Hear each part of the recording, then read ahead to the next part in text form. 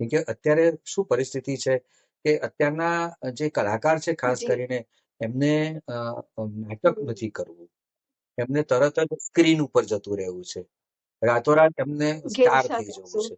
એવી એક અત્યારે એક આ ચાલી તો એ લોકો તો જી એ લોકોને મારે તમારા માધ્યમ દ્વારા એવું પણ હમ, કહેવું છે કે એ લોકો પહેલા થિયેટર કરે અને પછી પણ એવું નથી, એને એક બે ડ્રામા કર્યા પછી એને સારી ઓપોર્ચ્યુનિટી મળે તો એ જઈ શકે છે. પડદા ઉપર જવું કોને ના ગમે? અમે એના વિરોધી નથી, અમે જ જઈએ છીએ તો બધાએ જવું જોઈએ.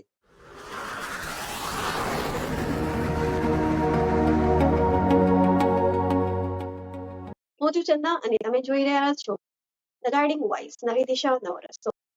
મિત્રો, આજના એપિસોડમાં આપણે એક અનુભવી કલાકારને મળવા જઈ રહ્યા છીએ, જેમણે 33 વર્ષથી પણ વધારે સમયથી થિયેટર, મૂવીઝ અને ડોક્યુમેન્ટરીઝ જેવી સિરિયલ્સમાં પોતાની સતત મહેનતથી અને સમર્પણથી એક અલગ ઓળખ ઊભી કરી છે.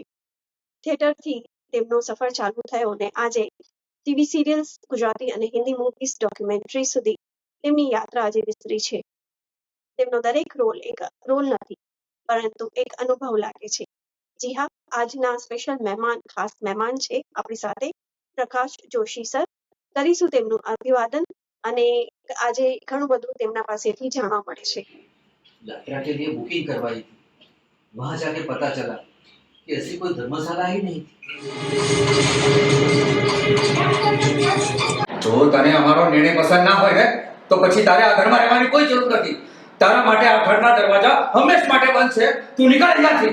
હાર્દિક સ્વાગત છે તમારું ધ નમસ્કાર. ગાઈડિંગ વોઇસમાં. નમસ્કાર બેન, કેમ છો? મજામાં? આજની ચર્ચા મને લાગે છે ખૂબ જ થેન્ક રસપ્રદ યુ, રહેશે થેન્ક અને યુ. દર્શકો માટે એક નવી પ્રેરણા, એક નવી રાહ પણ બતાવશે.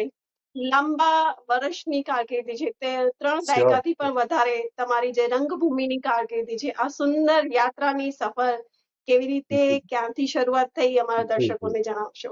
અ, મારું પહેલું નાટક 1984 માં શરૂ થયું. હું કોલેજના પહેલા વર્ષમાં હતો ત્યારે. મારા પહેલા નાટ્ય ગુરુ હતા ચંપુ વ્યાસ, જેમને મંચલિપિ ઉપર નાટ્ય પુસ્તક માટે એવોર્ડ મળેલો. અને કોલેજમાં અમે લોકો સિલેક્ટ થયા ત્યારે મેના ગુર્જરી નામનું એક ઐતિહાસિક નાટક શરૂ, એટલે એ આખું મેલો ડ્રામા હતું વિથ કોસ્ચ્યુમ્સ હતું.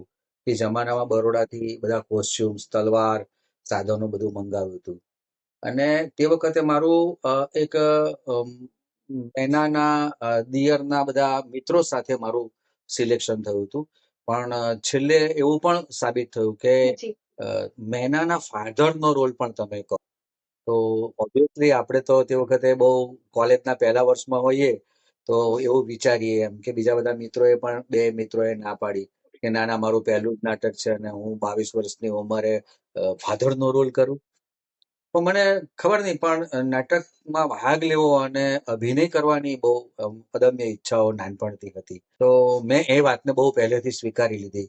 મને કે પ્રકાશ, મેનાના ફાધરનો રોલ કરવાનો છે. હવે મારી સાથે જ જે સ્ટુડન્ટ્સ ભણતા હોય કેવું લાગે? અને એ હિરોઈનમાં હોય અને હું એના ફાધરનો રોલ કરું, તો પણ મેં સામેથી સ્વીકાર્યો અને મેં સ્વીકાર્યો અને એ મારો વોઇસ ટેસ્ટ પણ લીધો હતો અને એમાં એ લોકોએ મને સિલેક્ટ કર્યો અને એ મારું પહેલું નાટક જી મેં મેના ગુર્જરથી કર્યું, જેમાં મેં 2 રોલ કર્યા. ચાલુ નાટકે મિસપ્લેસ થવાથી મારા માથામાં તલવાર ઉઠી હતી થોડી, પણ સાચકલી વાગી ગઈ. ફરી પાછું, એટલે પહેલા જ નાટકથી આ એક અનુભવ થયો મને. અને પછી તો અમે લોકોએ બહુ 2-3 શો કર્યા એના. બીજા વર્ષે અમે જિંદગી વો જિંદગી નાટક કર્યું. પછી યુવા પ્રતિભા શો સ્પર્ધાઓમાં એક પાત્રી અભિનયમાં હું રાજ્ય કક્ષા સુધી પહોંચ્યો. એ વખતે મારું લખવાનું પણ કામ ચાલતું, એટલે વક્તૃત્વ સ્પર્ધામાં ભાગ લેતો, નિબંધ લેખન, કાવ્ય લેખન, ગઝલ શાયરી, પાઠ, આ બધું થોડું થોડું ચાલ્યું. અને પછી એ કોલેજનો આખો કાળ લગભગ પૂરો થયો. પછી મારી થોડીક આર્થિક તકલીફોને કારણે થઈને મેં આ ફિલ્ડ આમ છોડ્યું નહોતું, પણ મેં ભણવાનું શરૂ કર્યું અને મારી નોકરી મેં સ્વીકારી અને હું બીએડ કર્યું અને પછી 89માં હું બોમ્બે ગયો. બોમ્બે ગયો ત્યારે પણ મને એવું થયા કરતું કે બોમ્બે તો એ વખતે જૂની રંગભૂમિ પણ સરસ ત્યાંથી થઈ, બોમ્બેના નાટકો પણ ત્યાં સરસ થતા. પૃથ્વી થિયેટરમાં પણ આપણા ફિલ્મ સ્ટારો બધા સારા સારા નાટકો કરતા. આ બધું હું જોવા જતો. પણ મારી જે જોબ હતી NAB-માં હતી, national education association for the બ્લાઇન્ડમાં IE કોઓર્ડિનેટર તરીકે. મને એમાં સમય બહુ ઝાઝો મળ્યો નહીં.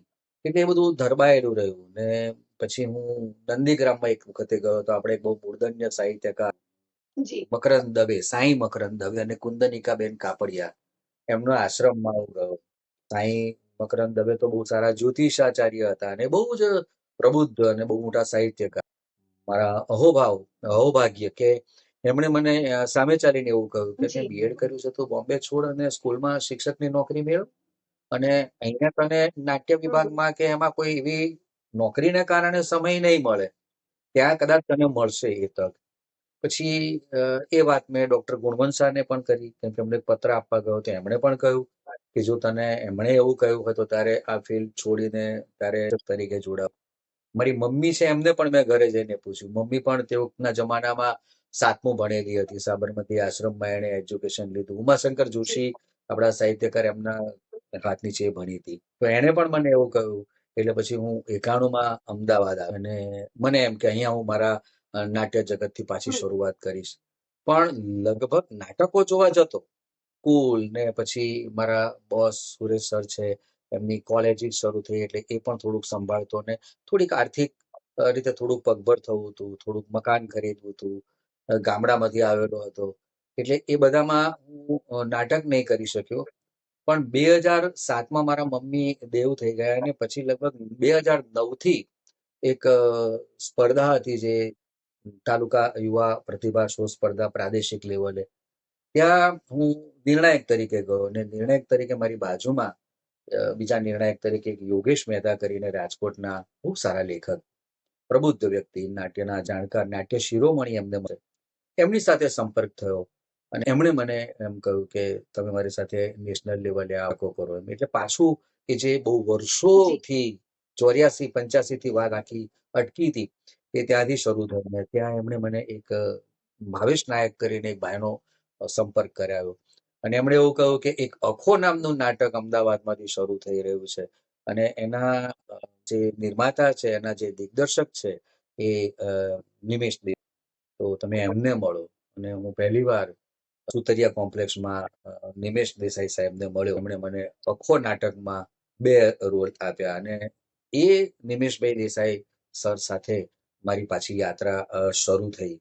તેમની સાથે મેં બહુ જ બધા નાટકો કર્યા, એક્સપેરિમેન્ટલ ડ્રામા કર્યા, આર્ટ ડ્રામા, 1-2 કોમર્શિયલ ડ્રામા એમની સાથે કર્યા. પણ એમણે મને વોઇસ મોડ્યુલ શીખવ્યું. એમણે મને મારું જેસ્ચર, પોસ્ચર, બોડી લેંગ્વેજ, નાટકના સંવાદો કેવી રીતે, નાટકમાં ભાષાનું કેટલું બધું મહત્વ છે. મને માનો ને કે એકાએકથી એમણે શરૂ કરાવ્યું.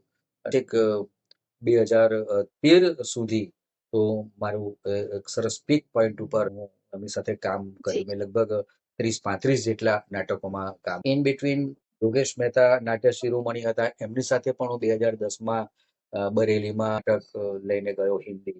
ત્યાં પણ મને બેસ્ટ પરફોર્મન્સનો એવોર્ડ મળ્યો. એટલે આપણને ઉત્સાહ થોડો વધારે આવે. પછી તો હું મારા સ્કૂલમાં જોબ કરતો હતો એટલે મારા વિદ્યાર્થીઓને મેં નાટક ડિરેક્ટ કર્યું.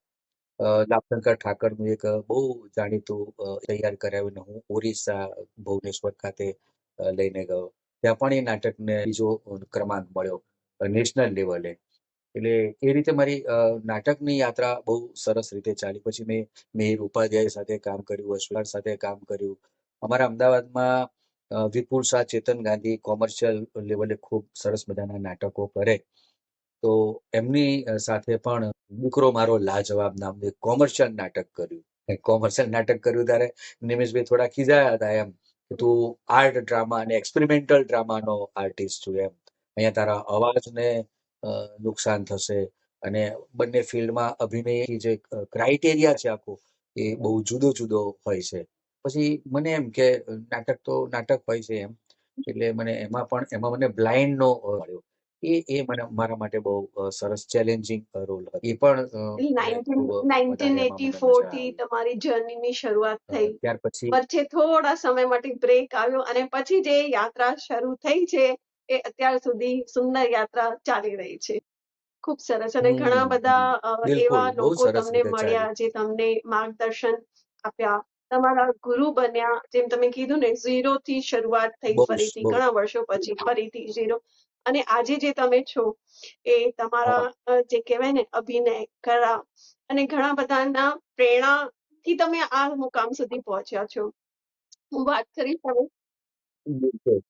આ બધા સાથે કામ કરવામાં મને મારા પ્રોડક્શન કંટ્રોલર તરીકે કામ કરનારા ફાલ્ગુનભાઈ ઠાકોર બહુ સારા વાચક, સારો એમને ફિલ્મ લાઈનનો, નાટ્ય ક્ષેત્રનો ખૂબ સારો અનુભવ, ખૂબ પ્રબુદ્ધ, સાહિત્યમાં પણ એમને એટલો રસ. એમની સાથે મને ઘણું બધું શીખવાનું મળ્યું. અમારા અમદાવાદના ફિલ્ડના બહુ સારા, જેમણે નટરાણીમાં મલ્લિકાબેન, સારાભાઈ ને બધા સાથે કામ કર્યું હતું, એવા નિસર્ગ ત્રિવેદી સાથે મારી મુલાકાત થઈ. એમની સાથે પણ જી અમારે એક બહુ મોટા ફિલ્મ સર્જક છે, યુવરાજ જાડેજા. એ બહુ અંગત રીતે એમની સાથે મેં 2-3 ફિલ્મો કરી. એમની સાથે એ પણ સારી એક્ટિંગ કરતા, એટલે નિમેશભાઈ સાથે જોડાયા. એટલે એમની સાથે પણ મને આખું આમ કામ કરવાનો બહુ બહુ જ જુદા-જુદા ફિલ્ડના વ્યક્તિઓ અને આટલું સારું કામ કરનારા લોકો સાથે મને જે શીખવા મળ્યું, જાણવા મળ્યું, એ મને ખૂબ ગમ્યું. અમારા એક ઈસરો ખાતે જે ખૂબ કામ કર્યું છે એમણે. એમણે બધી ડોક્યુમેન્ટરીઝ જી ખૂબ બનાવી. અત્યારે તો ગોવામાં જેમ ફિલ્મ ફેસ્ટિવલ થાય ત્યારે એના જજ તરીકે જેની નિમણૂક થઈ છે એવા કમલેશ ઉદાસી, એમની સાથે મારો સંપર્ક થયો. મારી એક મિત્ર છે કુમારી શીતલ મકવાણા, જે ગૌરવ પુરસ્કાર, તો એમને પણ આ બધા નાટકો સાથે આ ફિલ્ડ પણ એટલું જ જોડાયેલું છે. એટલે ઘણી વખત એમની પાસેથી પણ મને સ્ટેજ કે ક્રાફ્ટ, બીજા બધા કેટલાક જે જોડાયેલા લાઇટિંગ છે, એ બધું મળ્યું. એટલે આવા બધા મિત્રો સરસ જી મજાના મને મળ્યા અને એમાંથી શીખતો ગયો. મને ખાસ કરીને મારો પ્લસ પોઈન્ટ એવો મને મારા નાટ્ય ગુરુ નિમેશ દેસાઈ કહેતા કે બીજા કોઈકનો સીન ચાલતો હોય ને જેમાં હું ન હોઉં ને, શીખવા મળે. તો પણ હું બહુ ડાયો ડમરો જોઈએ થઈને એટલે એમની શીખીએ. બાજુમાં બેસી રહ્યો અને હું જોયા કરતો. હા, અને મને બહુ ગમતું એમ કે એ કેવી રીતે આખું નાટક ઊભું થઈ રહ્યું છે, કેવું નાનું-નાનું કામ કરે છે, ક્યાં અટકાવે છે, ક્યાં અચ્છા એક્ટર્સે શું કરવાનું હોય અને શું ન કરવાનું, એ મને નિમેશભાઈએ બહુ સરસ વાત કરી હતી કે ન ગમતી ફિલ્મો, આમ તો ફિલ્મો ન ગમતી એવું કંઈ બહુ હોતું નથી હોતું, પ્લસ માઇનસ હોય છે, કે નાટકો પણ.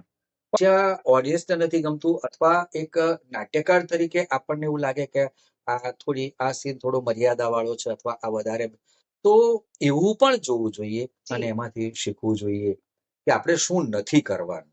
શું ઇમ્બાઇબ કરવું છે લાઈફમાં કે સ્કિલ્સમાં, યસ, યસ, અને બિલકુલ. શું માઇનસ કરી દેવું છે, ડિડક્શન કરી દેવું છે. પ્રકાશ સર, વાત કરીશ, તમે ઘણા વર્ષોથી રંગભૂમિ સાથે જોડાયેલા છો, ઘણી બધી સિરિયલ્સમાં કામ કર્યું છે, થિયેટરમાં કામ કર્યું છે, ફિલ્મોમાં. આ ત્રણેય માધ્યમમાં શું મોટો ફરક તમને? થિયેટર જે ડ્રામા આખું છે, એ એનો આખો ક્રાફ્ટ બહુ અલગ. આમ મને એવું લાગે છે કે અભિનયની દુનિયામાં જી થિયેટર છે, જે ડ્રામા છે, એ પાયો છે. કોઈ પણ એક્ટરે, મને એવું લાગે છે ત્યાં સુધી, થિયેટર પહેલા કરવું જોઈએ. કેમ કે થિયેટર તમને પાયાથી એકડ એક ઘૂંટાવે છે, પાયાથી તમને તૈયાર કરે છે. એટલે થિયેટરમાં મહેનત પણ એટલી બધી છે. રિહર્સલ્સ પણ એટલા બધા કરવા પડે, સમય પણ બહુ જ બધો આપવો પડે અને તમારે લાઈવ પરફોર્મ કરવાનું છે ઓડિયન્સ સામે. એટલે ખૂબ સતર્ક પણ રહેવું પડે. તમે એકદમ મંજાયેલા કલાકાર થાવ ત્યારે તમારો જી કોન્ફિડન્સ આવે ત્યારે તમને પરફોર્મ કરવાની પણ એટલી જ મજા આવે. પણ થિયેટર એ રીતે થોડુંક આપણને સતર્કતા અપાવે છે. ફિલ્મમાં શું હોય છે સામાન્ય રીતે કે તમારો કોઈ સીન સરસ રીતે ન થાય અથવા તો તમારા વોઇસમાં કે એમાં કંઈ તમને તકલીફ લાગે, તમારું એક્ટિંગ એરિયા કદાચ તમારો થોડોક ચેન્જ થાય અથવા તમારું પરફોર્મ તમને જી યોગ્ય ન લાગે ડાયરેક્ટરને, તો એ રીટેક કરાવી શકે છે. સિરિયલ્સમાં પણ એવું છે કે તમે રીટેક કરી શકો છો. તમને તમારા શોર્ટ્સ પહેલા તમને જે 2 કે 3 ડાયલોગ્સ આપ્યા હોય, તમને કહેવામાં આવે કે અહીંયા તમારો ક્લોઝ લઈશું કે અહીંયા વાઇલ્ડ છે ફ્રેમ કે વગેરે, વગેરે. તો ત્યાં થોડીક સરળતા રહે છે, પણ થિયેટરમાં તમારે લાઈવ પરફોર્મ કરવા, ત્યાંથી આપણે જોઈએ કે બોલિવૂડમાં પણ આજથી વર્ષો પહેલા અને અત્યારે પણ ફખરુદ્દીન શાહ સાહેબ છે, કે શબાના આઝમી, કે એક સમયે સ્મિતા પાટીલ, દીપાબેન, કે ડોક્ટર શ્રીરામ લાગુ, અત્યારે પણ જી નવાજી, આ બધા લોકો, હમ, આપણા પરેશભાઈ રાવલ, આપણા ગુજરાતના, આ બધા લોકો ખૂબ સરસ પૃથ્વી થિયેટરમાં થિયેટર કરે છે. એ લોકો ફિલ્મ સાથે કેટલું બધું જોડાયેલા છે, કેટલું બધું નામ કમાયું, કેટલા બધા ફિલ્મો કરે છે. પણ જ્યાં એ વ્યસ્તતામાંથી પહોંચી જાય થોડોક સમય મળે એટલે વળી પાછા એ થિયેટર કરવા ચાલ્યા જાય છે. એક એક્ટરનો જી થિયેટર સાથેનો નાળ સંબંધ, એટલે થિયેટરની નું એક આ વર્તુળ છે. સિરિયલ છે એ તમને કેમ અપાવે, તમને તમને પોપ્યુલર કરી દે. જો તમારો હમ, કન્ટિન્યુટીનો 1 મહિનામાં 10-15 દિવસનો તમારો રોલ હોય, તો 6 મહિના 12 મહિના સુધી જો એ તમે વારંવાર લોકોના ઘરમાં જાઓ છો, તો એ તમે ઓળખાઈ જાઓ છો. તમને કોઈ પણ જગ્યાએ બહાર જાઓ તો તરત તમને એ ઓળખી જાય, એમ કે તમે આ સિરિયલમાં આ રોલ કરો છો, કે ફિલ્મ તમારું સરસ મજાનું ચાલે જી તો પણ તમને ઓળખી જાય છે બધા. એટલે સ્ક્રીન છે કે સિરિયલ, ખાસ કરીને સિરિયલ તમને ફેમ અપાવે છે, તમને બહુ બહુ પોપ્યુલર બનાવી દે છે. જેટલું નાટકમાં તમને નથી થતું, કારણ કે જી એક વખતે નાટક જોયા પછી એનું એ ઓડિયન્સ ફરીથી ન પામે, ત્યારે તમારે પેલું વારંવાર રોજ એ ઘરમાં જવાનું થાય છે. કે ફિલ્મ પણ જો તમારી બહુ સરસ મજાની ચાલે તો તમે ફેમસ થઈ જાઓ છો. બોલિવૂડમાં એ ચાન્સીસ વધારે રહે છે, ગુજરાતી ફિલ્મોમાં થોડું ઓછું રહે. પણ એ વારંવાર પછી બીજી ફિલ્મ કરો, ત્રીજી ફિલ્મ કરો, ચોથી ફિલ્મ કરો, એટલે તમે લોકોના માનસપટ ઉપર છવાઈ જતા હો છો. જ્યારે થિયેટરમાં એવું છે કે તમારે બહુ વર્ષો સુધી આ કામ કરવું પડતું હોય છે, ત્યારે તમે એક એક્ટર તરીકે તમને લોકો ઓળખે. તમને ઓડિયન્સ તો મળી જાય, જેમ તમે કીધું થિયેટરમાં સમક્ષ હોય છે જી ઓડિયન્સ, જી ત્યારે જ પ્રતિસાદ જે હોય છે એ આપણને સમક્ષ હા, દેખાય, અને એ સિરિયલ્સના માધ્યમથી આપણે ઘેર ઘેર પહોંચી જતા હોઈએ છીએ. એ સમય હમ સાથે બધું ચાલ્યા કરતું હોય છે. ઘણીવાર આમાં પણ ચઢાવ હમ ઉતાર હમ આવે. એક સમય એવો હતો કે નાટકોનો દોર ચાલતો હતો. પછી ફરી પાછો જ્યારે રૂરલ ફિલ્મો ગુજરાતી ચાલતી, ત્યારે એનો એક દોર હતો. ફરી પાછું અર્બન ફિલ્મો આવી. પાછું ક્યારેક થિયેટર થોડુંક જી એક સ્લેક સીઝન જેવું આવે. એ બધું રાશિ પાછું રિક્ષાવાળી ચાલ્યા કરતું તમારી જે હોય છે. રનિંગ સિરિયલ્સ છે, તો તમે કામ કરી રહ્યા છો એઝ એન એક્ટર, તમને શું લાગે છે કેટલી જવાબદારી તમારી વધી ગઈ છે? રાશિ રિક્ષાવાળી, એ મેં મારો બાયોડેટા જ્યારે બનાવ્યો ત્યારે એમાં લખ્યું હતું કે અત્યારે રનિંગ છે. પણ રાશિ રિક્ષાવાળી એક એવી સિરિયલ કે જેણે કલર્સ ગુજરાતી ઉપર સૌથી વધારે એપિસોડ કોઈ સિરિયલે કર્યા હોય તો એ સિરિયલ. પછી આઈ થિંક 1600-1700 જેટલા એપિસોડ્સ પછી એ સિરિયલ્સ વાઇન્ડ અપ થઈ બહુ સારી રીતે. પણ મેં એ સિરિયલમાં, આમાં શું, સિરિયલમાં ઘણી વખતે રાઇટર પર આધાર રખાતો હોય, ઓડિયન્સ જે જોવે છે એટલે એના ટીઆરપી ઉપર પણ ઘણું બધું મહત્વ હોય. એટલે પછી એ કેટલાક સમય પછી અમુક વખતે આપણે થોડુંક બ્રેક વચ્ચે આવે, વળી પાછા આવીએ. શરૂઆતથી જ અમે લોકો એ સિરિયલમાં જોડાયેલા હતા. 2.5 વર્ષ. 2.5 વર્ષ સુધી મેં રાશિ રિક્ષાવાળીમાં કામ કર્યું. મારો બહુ સરસ મજાનો અનુભવ રાશિ રિક્ષાવાળી સાથે એટલા માટે રહ્યો કે અમારી આખી ટીમ બહુ સરસ મજાની. અતુલ પટેલ અમારા ડિરેક્ટ કરતા હતા, પછી મિહિર ઉપાધ્યાય ડિરેક્ટ કરવા માટે આવ્યા, પુરી સાહેબ પણ આવ્યા. એટલે જુદા જુદા ડિરેક્ટર સાથે કામ કરવાનો અમને મોકો મળ્યો.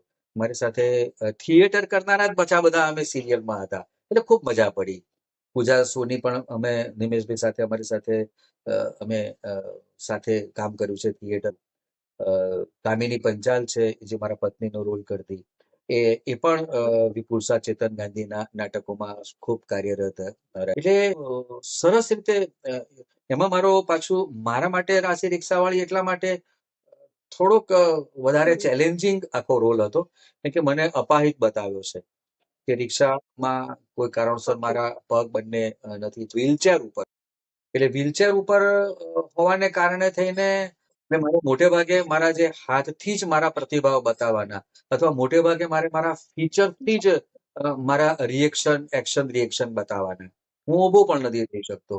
એટલે, અને પાછું એવું છે કે એ લાચાર નથી.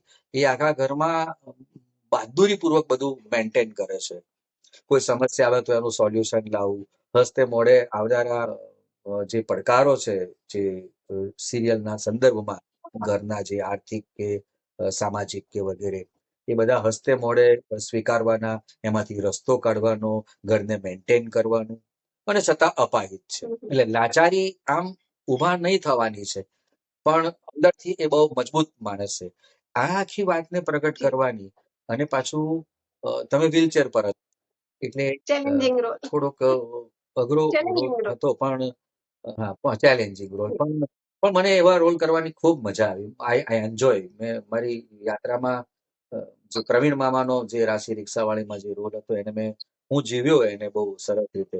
હું આમ સામાન્ય વાત કરું તો એ વ્હીલચેર ઉપર રિસેસ દરમિયાન કે બ્રેક પડ્યો હોય ત્યારે લગભગ કેટલાક લોકો ના બેસે, એમ કે બહુ આમ નેગેટિવ ઓરા આવે, એમ આખી વિચારો બદલાય એવું. એમ સામાન્ય રીતે એવું થતું હોય એમ કે કોઈ પણ વ્યક્તિ આપણે હોસ્પિટલમાં કોઈને હોસ્પિટલાઇઝ કર્યા હોય તો આપણે બહુ બેસીએ નહીં, અથવા તો બાજુનો બેડ ખાલી હોય તો આપણે આમ આરામ ના કરીએ એમ એ કે વાઇબ્રેશન ભાઈ આ યસ એ પેશન્ટનો બેડ છે, વાઇબ્રેશન ક્યાં કામ ત્યાં કરતા હોય સુવાનું. ને પણ મને મને હું મારી ચેર જોઉં જ્યારે સેટ ઉપર જઉં, ત્યારે હું ચેર આમ રાજી થઈ જતો, હું ચેરને જોઈને, અને બહુ પ્રેમથી એની ઉપર બે.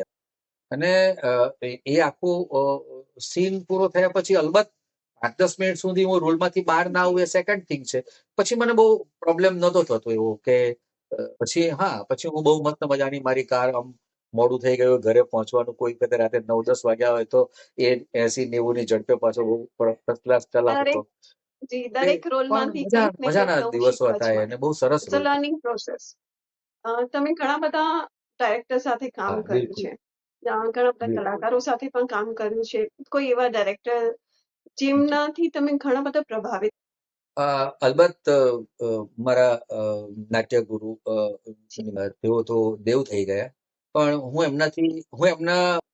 એમનાથી પ્રભાવિત થઈ ગયો એવું કહું એના કરતા, હું ખરેખર નાટકમાં નાટકનો જીવ હતો. એટલે હું આમ નાટકના સંદર્ભમાં વાત કરું તો હું એમના પ્રેમમાં પડી ગયો. હું અતિશય પ્રભાવિત. હા, એ કોઈ પણ સીન જ્યારે બ્લોક કરાવે ત્યારે હું એમને જોયા કરતો. અને બહુ જ પ્રબુદ્ધ, ખૂબ મોટા નાટ્યવિદ. મારી સાથે એ નાની-નાની વાતો પણ ખૂબ સરસ મજાની શેર કરતા. હું પણ એમને બહુ નજીક હતો. એમને પણ અમુક સવાલો પણ કરતો. મેં એમને એક સવાલ કર્યો હતો એવો કે તમે સૃષ્ટિ પરથી ચાલ્યા જાઓ અને તમને આવતો જન્મારો મળે માણસનો, અને તમને ભગવાન એવું પૂછે કે તમારે શું થવું છે? ક્યાં જન્મ લેવો છે? તેમણે કહ્યું હતું કે અલબત્ત હું એવું કહું કે મને બંગાળમાં જન્મ આપે, અને મને એક એક્ટર અને જી ડિરેક્ટર તરીકે જ મારે ફરી મારી અધૂરી યાત્રા છે. તો બહુ નાટકનો જીવડો. અને એમણે મને બહુ બધું શીખ્યું. એમણે મને બોલતા, આ અહીંયા જ બોલાવવો જોઈએ, આની ઉપર જ ભાર મૂકવાનો, આ શબ્દ આ લેખકે એટલા માટે જ મૂક્યો છે. બિટવીન ધ લાઇન્સ જે છે એ પણ એમણે મને શીખવી, કે નાટકમાં એક જગ્યાએથી બીજી જગ્યાએ જવાનું હોય તો મારી વચ્ચે મને લાઇન્સ આપી હોય તો ક્યારેક મને એમ કે ના, લાઇન્સ આપણે ત્યાં જઈને બોલવી છે, તું ખાલી બ્લેન્ક મુમેન્ટ કર. એટલે જે બિટવીન ધ લાઇન્સ છે, બ્લેન્ક મુમેન્ટ છે તારી, એ જ બોલશે. તારે શું કરવા સંવાદ બોલવો પડે? એટલે એટલી બધી બારીકાઈથી એમણે મને એ નાટકો, અલબત્ત હું નિમેશ દેસાઈ એમથી અત્યંત પ્રભાવિત. તો એમને યુનિવર્સિટી કહેવામાં આવતા. અમદાવાદના કે ગુજરાતના બહુ મોટા-મોટા સારા-સારા અભિનેતાઓ કે અભિનેત્રીઓ પણ અમે જ્યારે મળીએ ને પૂછીએ કે શું આજકાલ શું ચાલે છે, અને જો એ નિમેશભાઈ સાથે કામ કરતા હોય તો તરત એમ કે સર ઘણી બધી ફિલ્મોમાં આપે કામ કર્યું છે બિલકુલ, પણ બિલકુલ, બિલકુલ. ઓલવેઝ રહીશું સાથે અને બોસ હવે તો ધમાલ બંને ફિલ્મોમાં જે તમારા રોલ છે એ જે પાત્રો છે એ કેવી રીતે અલગ છે? ઓલવેઝ રેસુ સાથે એ આમ મારા જીવનનું સૌથી પહેલું ફિલ્મ. અને જોગાનું જોગ એવું બન્યું કે હું શિક્ષક તરીકે જોબ કરું, અને એ રિયલ ફિલ્મોમાં લાઈફ પણ અને મને રિયલ લાઈફ શિક્ષક બંને ટીચર તરીકેનો જ રોલ મળેલો હતો. એટલે મને આમ બહુ, પણ હું વર્ગખંડમાં જે રીતે ભણાવું અને મારે ઓન સ્ક્રીન જે સ્ક્રિપ્ટ કે મારા જે ડાયલોગ્સ એ પ્રમાણે મારે જે રોલ કરવાનો આવ્યો એ થોડો ડિફરન્ટ હતો. પણ એમાં મને બહુ મજા એટલા માટે પડી કે એ મારો ગમતો વ્યવસાય હતો ને મારે રોલ કરવાનો હતો. પણ પહેલું ફિલ્મ હતું એટલે તે વખતે મને એક જી માણસ તરીકેનો એક બહુ અનેરો આનંદ હતો કે હું ફિલ્મ કરી રહ્યો છું. એટલે એની એક એની એક મજા હતી. પછી એમ કરતા 2-3 ફિલ્મો થઈ અને પછી આવ્યું બોસ હવે તો ધમાલ. ટાઇટલ મને બહુ નહોતું ગમતું. એટલે મેં અલબત્ત મારા મિત્ર યુવરાજ જાડેજા એમણે એ આખું સરસ પ્રેઝન્ટ કર્યું. તો મને એમાં એટલા માટે મજા પડી ને વાસ્ટ ડિફરન્ટ એટલા માટે હતું કે એક ફિલ્મમાં મેં શિક્ષક તરીકે કામ કર્યું ને બોસ હવે તો ધમાલમાં મારો આખો જ રોલ નેગેટિવ હતો. એટલે એમાં હું એટલે મને એમાં રોલ કરવાની ખૂબ મજા કે સ્ટોરી તો બહુ મજાની છે. એ આખી વાત કરીશું તો બહુ લાંબી વાત થશે. પણ એમાં મને ખરાબી બતાવવામાં આવે છે ને ઘરમાં હું પત્નીને મારઝૂડ કરું છું ને જે નાટકનો હીરો છે એના માનસ ઉપર કેવી અસર પડે છે એ એક આખી કથા વાર્તા છે. એટલે જીવનમાં એઝ અ શિક્ષક આમ પણ ક્યારેય જે વસ્તુને આપણે સ્પર્શ નહોતો કર્યો તો એ વરિયાળીનું સરસ મજાનું જે શરબત હોય એ બધી બોટલમાં ભરેલું હોય ને પછી એ પીધા કરવાનું એમ. અને એ હવે એક્ટર છે એટલે એ રોલ તો કરવો પડે. એટલે એ રીતે મેં દારૂડિયાનો આખો રોલ કરવાનો અને અભિજ્ઞાબેન મહેતા મારા અને એમના વાળ પકડીને મારે મારઝૂડ કરવાનો. દીકરો નાનો ઘરમાં ભણતો હોય લેસન કરતા ઊભો થઈ જાય બૂમો પાડે ને તો એને પણ આમ એટલું બધું આમ નિષ્ઠુર એને પણ ધમકાવી દેવાનો ને અને એમ કરતા કરતા અને પછી એ દીકરો ઘર છોડીને ચાલ્યો જાય છે. પછી મારું હૃદય પરિવર્તન થાય છે. પછી મને વેલ્યુઝ ખબર પડે છે કે દીકરાનું શું મહત્વ છે, પત્ની કેટલું બધું મારા માટે થઈને સહન કર્યું. દીકરો જ પછી મને એ જે જગ્યાએ નોકરી કરતો હોય છે ત્યાં ભલામણ કરે, મને બોલાવે છે તો મારી સામે જ મારો દીકરો છે. અને બોસ હવે તો ધમાલમાં એવું છે કે એક ફકીર છે એ છોકરાને આખો નાનપણમાં જ મોટો બનાવી દે છે. એટલે મોટા થયેલા છોકરાને હું ઓળખતો નથી અને એ મારો છોકરો છે. અને પછી એક બાપ દીકરા સામે છે અને પેલો દીકરો મને પૂછે છે કે તમારો દીકરો તમને પાછો મળી જાય બધું બરોબર આપું તો તમે દારૂ તો નહીં પીવો ને? ના ના સાહેબ દારૂ નહીં. મારો છોકરો ચાલ્યો ગયો ને પીધું છે. હવે જીવનમાં એક જ વાત છે કે દીકરો પાછો મળે. એટલે એ બે એક જ ફિલ્મમાં જે ડિફરન્ટ રોલ કરવાના જે મને મળ્યા અને બહુ જ અત્યારે પણ આ ફિલ્મ કતાર એરવેઝમાં ચાલે છે. એમેઝોન ઉપર પણ અત્યારે આ ફિલ્મ મુકાય લોકો અને હજી હમણાં 4-6 મહિના પહેલા જ એક દિવસે સવારે મને યુવરાજ જાડેજાનો ફોન આવ્યો. મને કે હું એક મેસેજ મોકલું છું જોવો. તો એમાં એમને કોઈકે લખ્યું હતું એમ કે બસ હવે તો ધમાલમાં અમે ફિલ્મ જોઈ તો એમાં આ જે ડિફરન્ટ બે રોલ કર્યા છે પ્રકાશ જોશી એઝ અ એક્ટર તો બહુ સરસ રોલ કર્યો છે. હું એમનાથી ખૂબ પ્રભાવિત, અમને અભિનંદન આપજો. આવો જુનારો વર્ક પણ હોય છે. એટલે આટલા 2 વર્ષ 3 વર્ષ કે 5 વર્ષ પછી પણ તમને લોકો જોવે છે અને તમારી સરાહના કરે છે. તો આ ફિલ્મમાં મને આવા બે ડિફરન્ટ રોલ કરવાની તક મળી અને મને બહુ મજા પણ પડી એમાં. સૌનક પણ મારી સામે દીકરાનો રોલ કરી. ડોક્યુમેન્ટરીઝની વાત યુવરાજને કરો પણ તો થેન્ક તમે યુ કહો. ઘણા બધા હા. ડોક્યુમેન્ટરી ફિલ્મમાં પણ કામ કર્યું છે. પણ ડોક્ટર બાબા સાહેબ આંબેડકર એ રવિશંકર મહારાજની વાત કરો કે શ્રી સ્વામિનારાયણ ભગવાનની વાત કરીએ, હા એ ત્રણેય ડોક્યુમેન્ટરીઝમાં કામ કરતી હા વખતે હા કયા પ્રકારના ચેલેન્જીસ તમારી સમક્ષ આવે? એઝ એ એક્ટર આમ ચેલેન્જીસ તો બહુ નથી.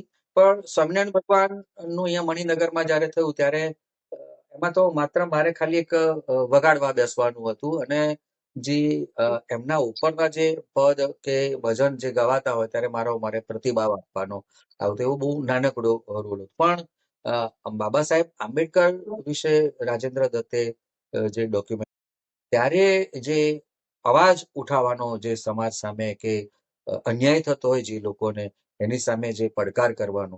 તો આપણે એક માણસ છીએ એટલે હ્યુમન સાયકોલોજી છે કે સમાજમાં ઘણું એવું બનતું હોય કે જે આપણને ન ગમતું હોય પણ આપણે ન બોલી શકતા હોઈએ.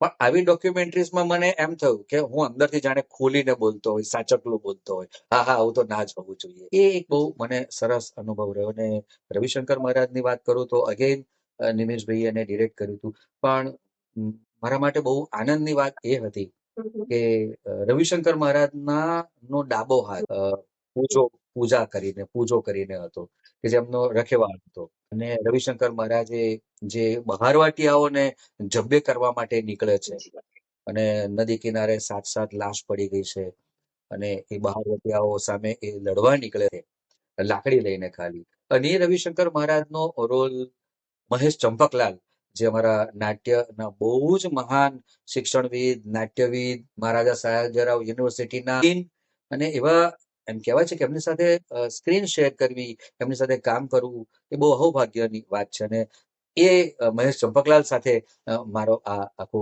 સીન હતો. મને હજી પણ યાદ છે એવું કે હું એમને રોકું છું કે આગળ બહારવાટિયા છે તમે ચાલ્યા જાઓ. આમ કરીને હું હાથ કરું છું તો મારો સ્ક્રીનની બહાર હાથ ચાલ્યો જતો.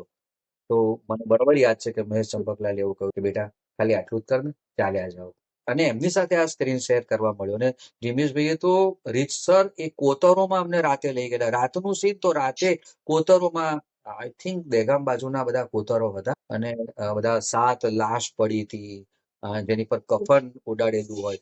તો નિમેશભાઈનું તો બધું કેવું અદ્ભુત કામ હતું. તો સાચકલા જ કલાકારોને ત્યાં સુવડાયા. અને બાજુમાં કાદવ ને ગંદુ પાણી ને એની દુર્ગંધ પણ આવતી ને એવું. એમાં આપણો અત્યારે જે બહુ સરસ ફિલ્મમાં કામ કરી રહ્યો છે યશ સોની, છેલ્લો દિવસથી શરૂ કરીને છેક ચણિયા ટોળી સુધી એને જે, એ પણ એનો એક કલાકાર એ પૈકીનો.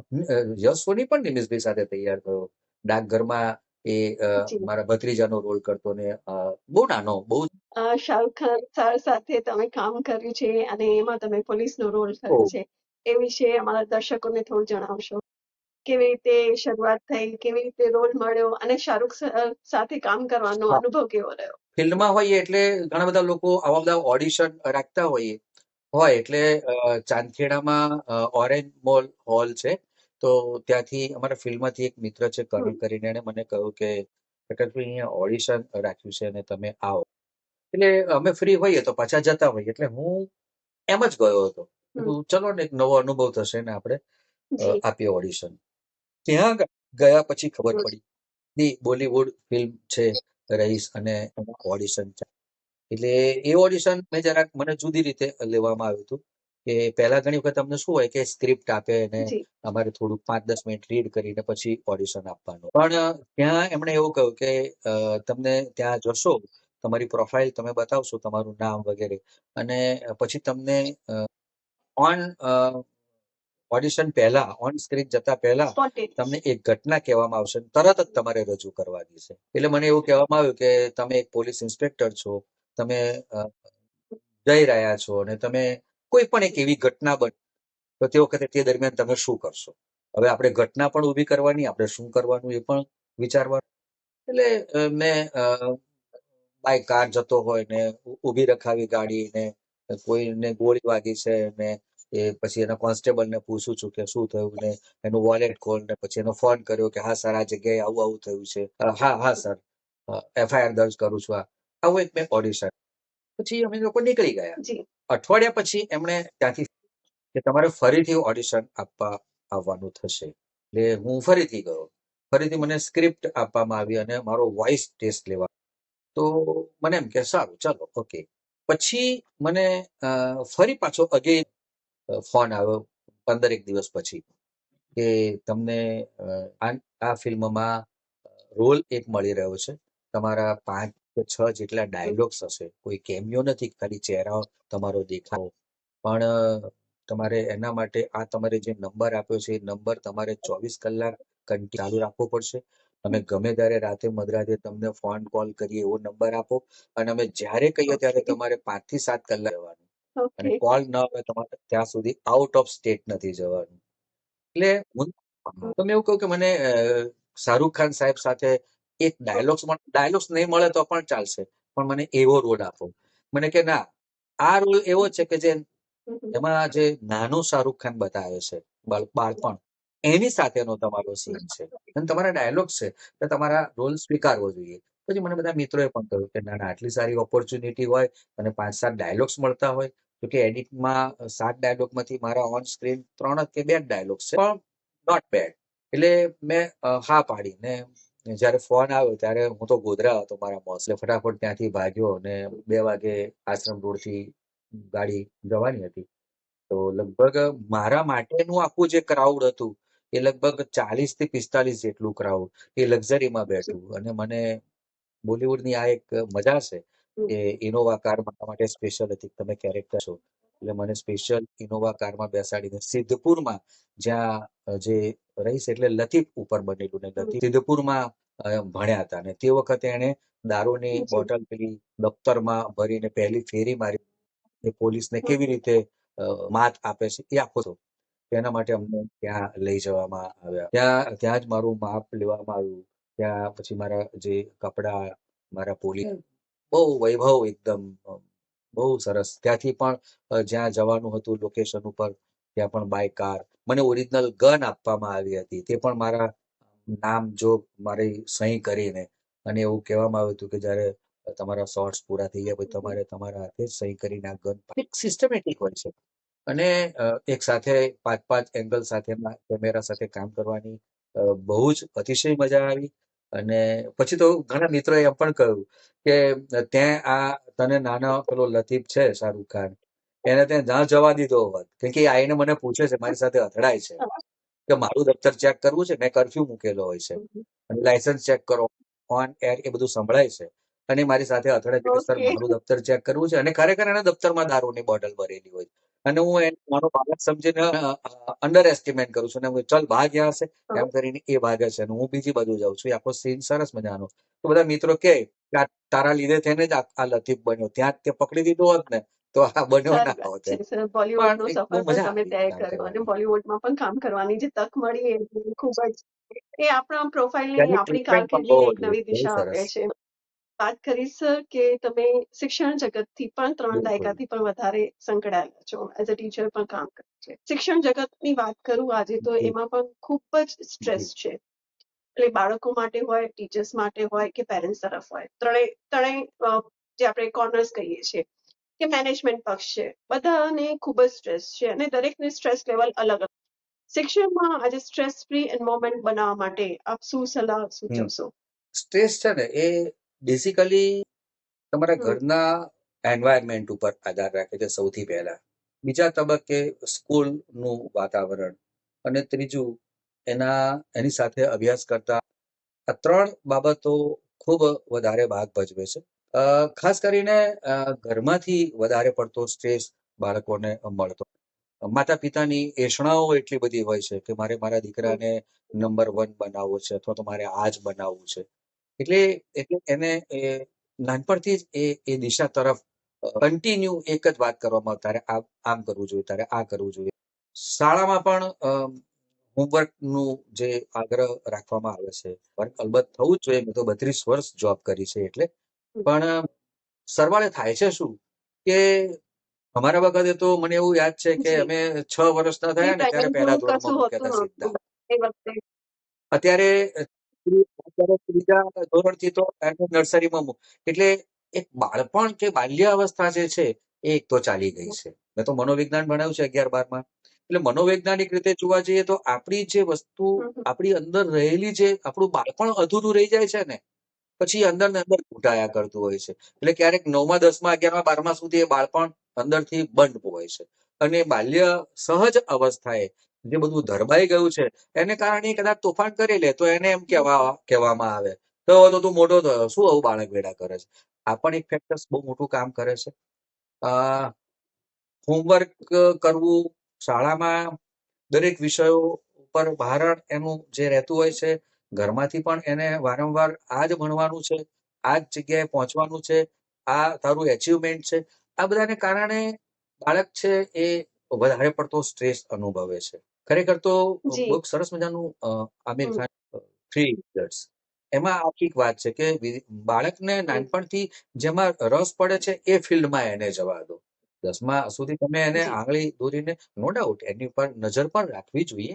એને સીધી લાઈનમાં જવા, હા, પણ પછી એને જ્યારે પસંદગી કરવાનો વખત આવે છે, ત્યારે ઓબ્વિયસલી એની આપોઆપ જ એ જાય એ વધારે સારું. એટલે જ આપણે ત્યાં પહેલા એવું હતું કે લોક ભારતી સણોસરા, મનુભાઈ પંચોળી દર્શક કે ત્યાં પણ એક પહેલા એક ગુરુ પરંપરા કે વિદ્યાપીઠો કે એ બધી ડે બોર્ડિંગ સ્કૂલ અત્યારે પણ છે અને પહેલા પણ ગુરુકુળ હતું.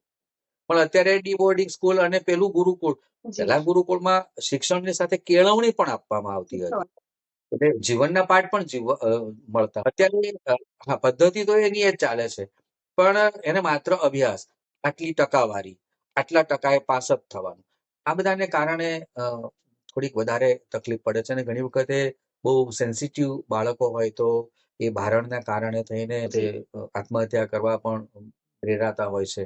અને કોઈ ટકા સારા ના આવે, બાયસ થઈ જાય, પરીક્ષા દરમિયાન બીમાર પડી જાય અને પછી સ્કૂલ, પછી ઘરે, પછી સ્કૂલેથી પાછું ફરી તરત જ પાછું એને પાછું કોઈ ક્લાસીસ 10મું 12મું હોય તો એ કેટલા બધા એક્ટિવિટીઝ હોય છે. એનો પણ ભાર તો નાના એ બાળકો તો પર જ એ આવે છે ને. એ એ એ જેમ તમે પહેલા કીધું કે જી, વાલીનું જે એક્સપેક્ટેશન્સ છે, ઘણા જી વાલીઓને જી એવું હોય છે મનમાં કે આપણે જે નથી કરી શકતા એ બાળક દ્વારા બાળકને એક માધ્યમ બનાવીને એ પૂરું કરતા હોય છે. એ યથાર્થ એક્ઝેક્ટલી હોય છે કે નથી હોતું એક્ઝેક્ટ એ આજ સુધી સમજણ નહીં પડી, પણ બાળક ઉપર એટલો પ્રેશર, એટલો સ્ટ્રેસ, અને એ સ્ટ્રેસ બિલકુલ પાછો સાચી વાત. રિવર્સ થઈને પેરેન્ટ્સમાં પણ આવે છે.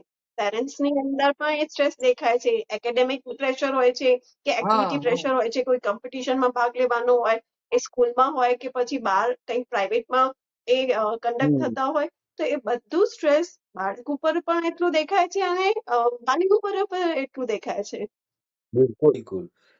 ચલો આપણે એવું માની લઈએ કે સાંજના સમયે કોઈ કરાટે શીખવા જાય છે કે ચિત્રમાં જાય છે કે સ્કેટિંગમાં કે સ્વિમિંગમાં વોટેવર, તો હજુ એ જી. તો હજુ સારું છે કે આખા દિવસનો થાક કદાચ એને ઉતરતો હશે.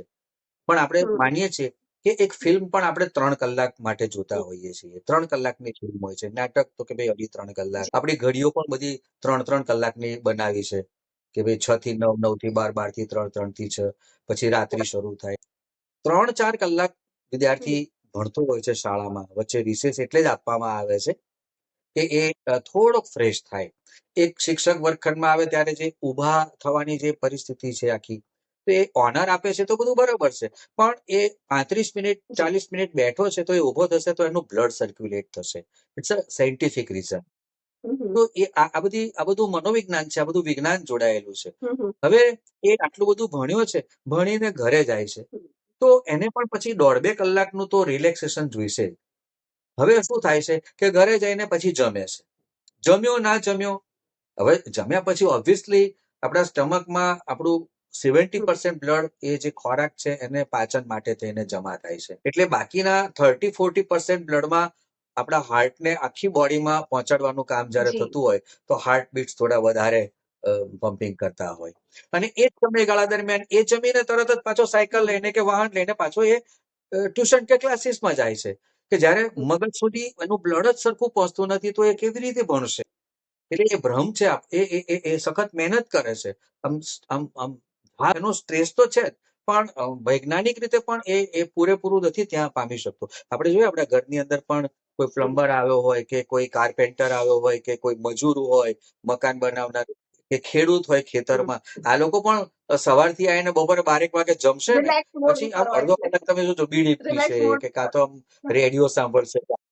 હા, એક અડધો કલાકનો બ્રેક. હા, જ્યારે આપણા બાળકને આવો કોઈ જ વખત મળતો હોતો નથી. એટલે એનો સ્ટ્રેસ તો ઓલરેડી છે જ, અને આપણી જે સિસ્ટમ છે એ પણ લગભગ એને ખાલી જ નથી થવા દેતો. એટલે સરવાળે કદાચ એની મહેનત આજના વિદ્યાર્થીની વધારે હશે. શિક્ષક પણ સારી, કયા શિક્ષક મહેનત ના કરે? કઈ શાળા વિદ્યાર્થી માટે મહેનત પણ એનું એન્વાયરમેન્ટ જ્યારે નથી મળતું ત્યારે એનો સ્ટ્રેસ વધે છે. એટલા માટે તો શાળામાં મેદાન હોવા જોઈએ. પહેલા એવું હતું કે ભાઈ વ્યાયામના છેલ્લા 2 તાસ કે 1 તાસ, 7મો તાસ હોય તો એ ડ્રોઈંગનો હોય કે છેલ્લો તાસ હોય એ વ્યાયામનો હોય. હવે વ્યાયામ, ડ્રોઈંગ, નવી શિક્ષણ નીતિમાં બધું નીકળી ગયું, થોડું મરજિયાત થઈ ગયું. એટલે હવે ફોકસ માત્ર 5 વિષયો ઉપર જ થાય. ઘણી શાળાઓ પાસે મેદાનો નથી. લાઇબ્રેરી કોઈ એક સાહેબ ક્યારેક નથી આવતા અથવા 0 તાસ હોય તો વિદ્યાર્થીઓને લાઇબ્રેરીમાં લઈ જવામાં આવે. તો એ સરસ મજાના મેગેઝિન આવતા હોય કે તો ઇટ્સ અ ચેન્જ.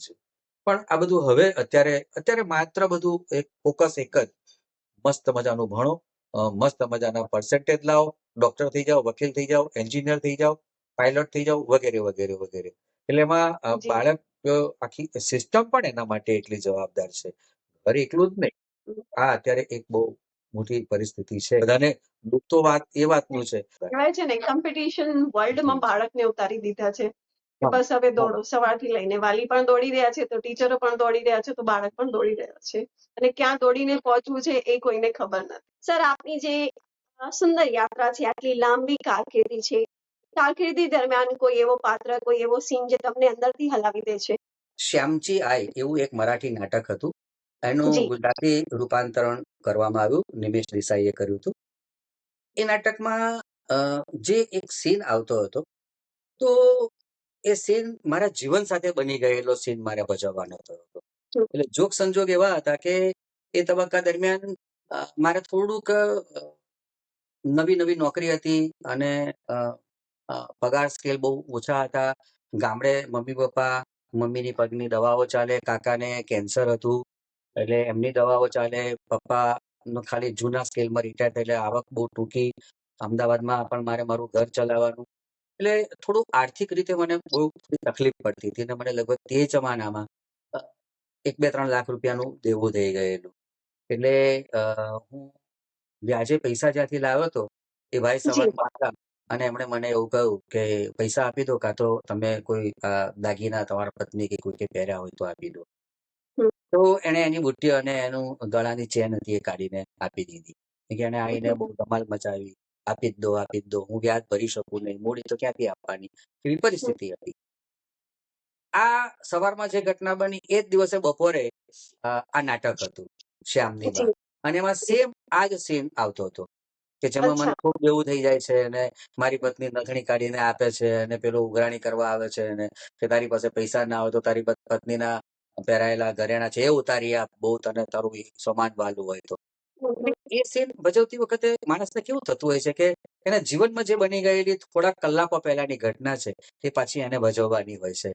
તો એ ઓડિયન્સને નથી ખબર હોતી. એવી જ હમ, રીતે અગેન એક કોમેડી રોલ હતો ચીરકુમાર સભા, રવિન્દ્રનાથ ટેગોરનું નાટક. અ, અગેન નિમેશ દેસાઈએ જ ભજવ્યું હતું, ડિરેક્ટ કર્યું હતું અને ગાંધીનગરમાં શો હતો. અને જે દિવસે શો હતો એની આગલી રાતે મારા ફાધર ઇન લો અમદાવાદમાં ગુજરી ગયા. એટલે હું આગલે દિવસે ન જઈ શક્યો, રાતે હમ, ગુજરી ગયા. સવારે અમે હમ. અમને 10-11 વાગે મારી સાસરી કપડવંજમાં લઈને ગયા. 6 વાગે બધાએ ગાંધીનગર પહોંચી જવાનું હતું. અમ, હું લગભગ 4 તો મારે કપડવંજમાં જ અગ્નિદાહ આપીને અને ફાધર ઇન લો એટલે મારા પપ્પાના ગયા પછી એમની સાથે મને વધારે બનતું. એટલે જી. પિતાની હૂંફ પણ એમણે આપી હતી અને હા. એ પણ મને બહુ વધારે માન આપતા, આદર આપતા.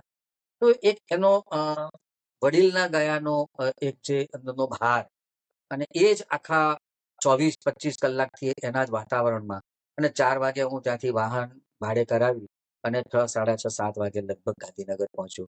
નિમેશભાઈએ કહ્યું કે કંઈ નહીં આવી ગયો ને ઓકે આર યુ ઓકે? બધાએ સરસ સરસ વાતો કરી હતી. Comedy role out and out Rasik બાબુનો એ હમ. નાટકમાં 2.5 કલાકનું નાટક. અને આ પરિસ્થિતિમાં મેં એ આખો રોલ કર્યો. ઓડિયન્સ બહુ ધરાઈને હસ્યું. ટાગોર હોલ અ, ગાંધીનગરનો અને sorry town hall.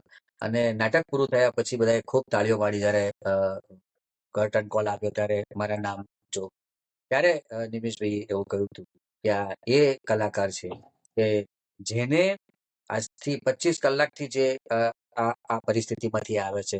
Father in લોને અગ્નિદાહ આપીને આવે છે અને એ ભારણમાં એને બધું ભૂલી અને તમારી સામે એને કોમેડી રોલ કરીને તમને હસાવે છે. તો આવા જીવનના જે અનુભવો છે એ મને મારા માટેના બહુ નાટક કરતી વખતે ઓન સ્ટેજ બની ગયેલી આ બધી ઘટનાઓ મારા માટે બહુ સ્મરણીય છે. હા. સરાહનીય કાર્ય છે કે ઘરે ડેથ થઈ હોય કોઈની સ્વજનની અને એમાંથી આપણે એ બધું ભૂલીને પણ આપણા પ્રેક્ષકોને, આપણા ઓડિયન્સને જે રોલ છે મળ્યો છે એ કેરેક્ટરમાં ઘૂસીને પણ એ જી, પ્રેઝન્ટ કરીએ એ બહુ મોટી વાત છે, સરાહનીય વાત છે. જી, જી. બિલકુલ, બિલકુલ. એક્ઝેક્ટ. સર, મેઇન સ્ટ્રીમના ક્વેશ્ચન્સ તો ખૂબ જ સરસ. હા. હવે થોડાક ફન માટે આપણે રેપિડ ફાયર રાઉન્ડ રમીશું. હું તમારા માટે પ્રશ્નો વાંચીશ. તમારા મનમાં જે પહેલો શબ્દ અથવા વાક્ય આવે એ તમને જણાવો. Villain almost one role take. વધારે ગમે કે કોમેડી રોલ? અ, કોમેડી રોલ વધારે ગમે. આમ તો બહુ વધારે સાચું કહેતો ટ્રેજેડી હોઉં ગમે. તો મને ટ્રેજેડી રોલ વધારે. પણ સેકન્ડ નંબર પર ડાયરેક્ટર કોમેડી આવે એક્શન ને બોલે પછી ત્યારે મને નર્વસનેસ વિલન ફીલ થાય તરફ. આજે પણ? હા, ઘણી ઓકે. બધી વાર. ઘણી બધી વાર. સ્ક્રિપ્ટ યાદ રહે છે કે હજી પણ, ડાયલોગ પછી છેલ્લે યાદ આવે હજી છે? ના, આખી સ્ક્રિપ્ટ જ યાદ રહેતી હોય. આખું નાટક યાદ હોતું હોય, મારા ડાયલોગ્સ યાદ હોય અને બીજા આર્ટિસ્ટ છે એ લોકોના ડાયલોગ્સ પણ યાદ રહેતા હોય ને ડ્રામામાં, હમ. થિયેટરમાં કારણ કે સિરિયલ્સ કે ફિલ્મમાં તો સ્ક્રીન પર આવું ના થાય.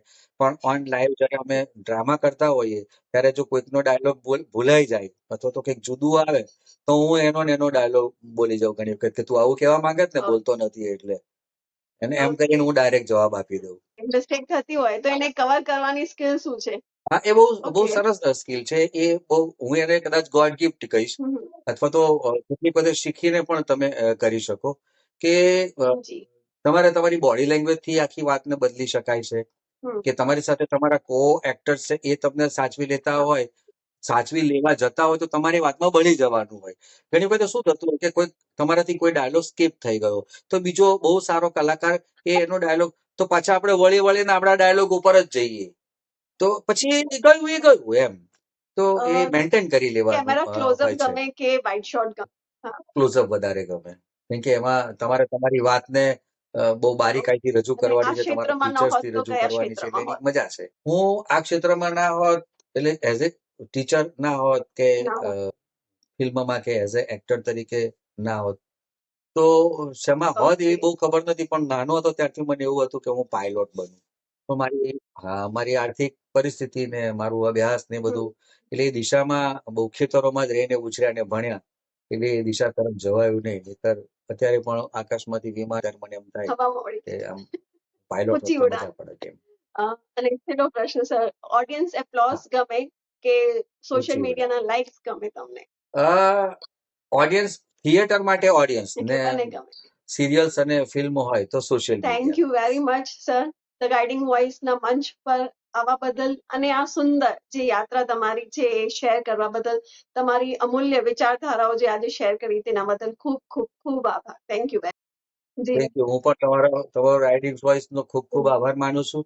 અને મારે ખાસ તો આપને એ કહેવું છે કે તમે જે આજે પ્રશ્ન પૂછ્યા છે એ મને પહેલા તો બહુ ખૂબ ગમ્યા. અને ખાસ કરીને જ્યારે પ્રશ્ન પૂછનાર પૂછે છે ત્યારે એના જવાબ આપનાર જો નિષ્ઠા અને પ્રામાણિકતા પૂર્વક જો એ વાત પોતાની રજૂ કરે, પોતાના ઓપિનિયન આપે, તો મને એવું લાગે છે કે ઘણા બધા લોકો જે સાંભળશે તો એમાંથી એમને પણ થોડીક પ્રેરણા મળશે. એટલે લોકો સુધી એક રાઇટરે લખીને પુસ્તકો દ્વારા સુધી પહોંચવાનું હોય છે, અથવા નાટકો દ્વારા, અથવા સિરિયલ્સ કે ફિલ્મ કે એના દ્વારા. પણ તમારું આ એક બહુ એવું માધ્યમ છે કે જે બહુ જી. ઝડપથી લોકો સુધી વિચારો પહોંચતું કરે છે. એટલે મને બહુ આનંદ એ વાતનો થયો કે તમે આજે બહુ ઉત્તમ કામ, તમને બહુ સારું લાગે એટલા માટે નથી કહેતો, પણ બહુ સાચું કહું તો કે આ એક લોકભોગ્ય સેવા છે આમ તો, કે આ આખી વાત લોકો સુધી પહોંચે, લોકોને ખબર પડે, લોકો જાણે. કેમ કે અત્યારે શું પરિસ્થિતિ છે કે અત્યારના જે કલાકાર છે ખાસ જી. કરીને એમને નાટક નથી કરવું, એમને તરત જ સ્ક્રીન ઉપર જતું રહેવું છે, રાતોરાત એમને સ્ટાર ગેલશા થઈ જવું કહેશું. છે. એવી એક અત્યારે એક આ ચાલી તો એ લોકો તો જી. એ લોકોને મારે તમારા માધ્યમ દ્વારા એવું પણ કહેવું છે કે એ લોકો પહેલા થિયેટર કરે અને પછી પણ એવું નથી એને એક બે ડ્રામા કર્યા પછી એને સારી ઓપોર્ચ્યુનિટી મળે તો જઈ શકે છે. પડદા ઉપર જવું કોને ગમે? અમે એના વિરોધી નથી, અમે જ જઈએ છીએ તો બધાએ જવું જોઈએ. પણ તમે બાકીનો સમય છે ત્યારે પાછા થિયેટર કરો, અથવા થિયેટર કરીને જશો તો તમને સ્ક્રીન ઉપર ઓર વધારે મજા આવે. તમે મંજાયેલા એક અભિનેતા તરીકે તમે જ્યારે સામે મુકાશો ત્યારે વધારે સારા તમારા અભિનયના ઓજસ એ લોકોએ ધીરજ રાખવાની છે, ખૂબ સમજદારીપૂર્વક. મેળવવા પાછળ જે ઘેલછા લાગેલી હોય છે ને એ રાતોરાત કશું મળતું નથી. હા, એના માટે ખૂબ જ પેશન્સ રાખીને સંયમપૂર્વક. કોઈ જી. પણ ફિલ્ડ હોય, અભિનયની કોઈ નથી કે ભાઈ નૃત્યનું ફિલ્ડ હોય, નૃત્યનું ફિલ્ડ હોય કે ગાયકીનું ફિલ્ડ હોય કે અભિનય સાચી હોય, વાત છે. તમારે બેઝિકથી શરૂઆત કરવી જોઈએ. મિત્રો, પ્રકાશ જોશી સર સાથે થેન્ક યુ. આજનો જે ખૂબ ખૂબ આભાર. એપિસોડ એ માત્ર એપિસોડ નહીં, પણ એક સુંદર યાત્રા, એક સ્ટ્રગલ વાળી યાત્રા, અને ઘણું બધું શીખવા મળ્યું. ઘણા યુવા કલાકારો માટે આ એપિસોડ એક પ્રેરણા, એક નવી રાહ બતાવશે અને દર્શકોને એક નવો પ્રેમ ઘેલો કરશે કે થિયેટર્સ, મૂવીઝ અને થિયેટર્સમાં કામ કરવા શું મળે છે, કેટલા પેશન્સ રાખીને ચાલવું પડે છે, ડિસિપ્લિન પર જોઈએ, કન્સિસ્ટન્સી પર જોઈએ, અને પોતાના ધ્યેય પ્રતિ જે ફોકસ હોવું જોઈએ, તો સફળતા આપોઆપ મળે છે. ફરી મળીશું એક નવા એપિસોડ સાથે. જો તમને આ એપિસોડ ગમ્યો હોય તો લાઈક, શેર, સબસ્ક્રાઇબ જરૂર કરશો.